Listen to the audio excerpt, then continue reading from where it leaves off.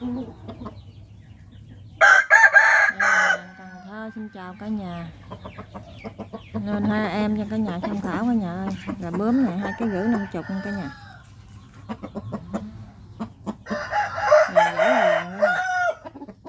Mình xem hợp nhãn alo cả nhà. Gà số 3 cả nhà.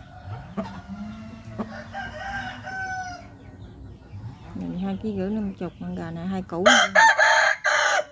Hợp nhãn là liên hệ cả nhà. Gà này gà điều này số 4 cả nhà, 2,4 kg 50. Củ gửi luôn cả nhà. Giỏi gà lắm cả nhà ơi.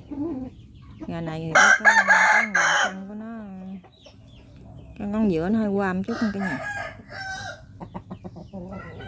Củ gửi cả nhà, hợp lại alo cả nhà.